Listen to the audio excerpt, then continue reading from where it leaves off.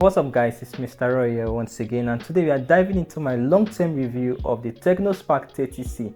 One of my cousins has been using this phone for like 5 months now, so I figured why not see what the hype or lack of is really about. It launched as a budget-friendly device, but Tecno did try to sprinkle a little bit of premium energy. So after months of use, is it really worth picking up in 2025, or should you wait for the mysterious Spark 40 that may or may not exist yet? Let's break it down. Currently, the Spark 30C is going for around $90 or 135,000 naira for the 4/128GB variant. If you want a bit more memory to flex on, you can go for the 6/128GB variant, which will cost around 161,000 naira. And please, I'm begging you, don't let any store to charge you more than that. This phone sits firmly in the entry-level gang, rubbing shoulders with the likes of the Redmi 14C, Infinix Hot 50i, and the Samsung Galaxy A06.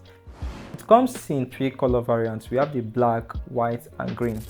Tecno did not come to play with the design. For a budget phone, the Spark 30C actually looks like it cares about its appearance. Flat edges gives it a trendy feel, and that massive circular camera ring on the back is definitely trying to convince you that this is a triple camera monster. Now, the button placement is as standard as you can get. Volume and power button, which doubles as a fingerprint scanner, are on the right side. The SIM tray is on the left. At the bottom, you get your USB-C port, headphone jack, and shout out to those of us that are still holding on to this, and one of the dual stereo speakers. The second speaker is chilling at the top. The phone is IP54 rated, so it can survive a little dust and minor splashes. Basically, it will survive a light rain. At 187 grams, it's not a featherweight, but it also won't break your wrist. It feels just right in the hand. So now let's talk about the display.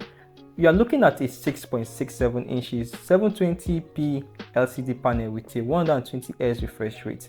On paper, that sounds like a heaven, but in reality, that 120Hz feels like it had a rough night. More like a 90Hz on a good day and a 60Hz when it's feeling lazy. Indoors, the display looks decent. Brightness is very poor in this device. One neat addition is the landscape display that shows a clock while charging. It's Tecno way of saying, we tried. It's like always on display, but make it budget. So at the back, you'll get a 50 megapixel main camera paired with an 8MP selfie camera. Daylight shot, well, it's not bad. They are clear with decent details and okay color reproduction. Selfies are warm, they are too warm. And if you are standing next to someone using a Redmi 14C, just know that their skin will probably look better in picture than yours. Now for videos, you can get up to 2K resolution at 30 frames per second, which is better than most rivals that max out at 1080p. Inside, it runs on the MediaTek Helio G81, a slight tweaked version of the G85. Nothing groundbreaking here, but it gets the job done. You can get it with 4GB, 6 or even 8GB of RAM, and a storage option of from 128GB to 256GB. Plus there is room for micro SD card that supports up to 1TB, because why not? It comes with Android 14 Go edition out of the box, topped with iOS 14. It's light version of Android, which helps a lot. Now, general performance like browsing socials, YouTube is smooth enough, but once you start juggling multiple apps or heavy tasks, the phone will gently remind you that it's not a flagship device. It will lag, not mind, it will. So do yourself a favor and go for the 6GB or 8GB RAM version. Battery life is solid. You get a 5000 mAh, which is standard these days for budget phones.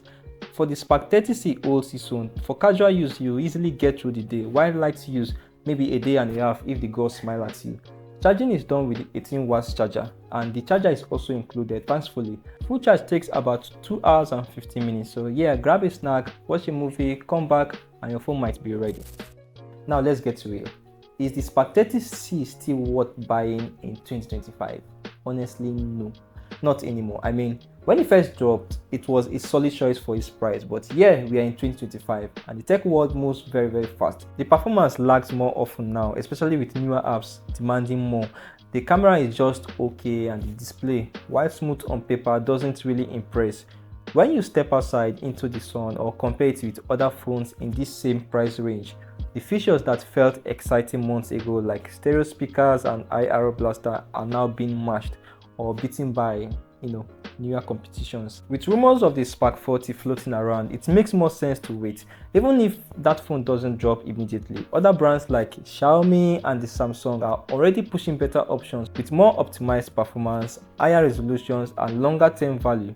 So unless you are getting the Spark 30C at a serious bargain or just need something urgently to use as a backup phone, I would say the world has moved on and maybe you should too. And that wraps up my long-term review of the Tecno Spark 30C. For anyone looking for a reliable daily driver without spending a fortune, this is still a solid pick even in 2025. So what do you think? Are you still team Spark 30C or are you crossing your finger for the Spark 40 to appear magically?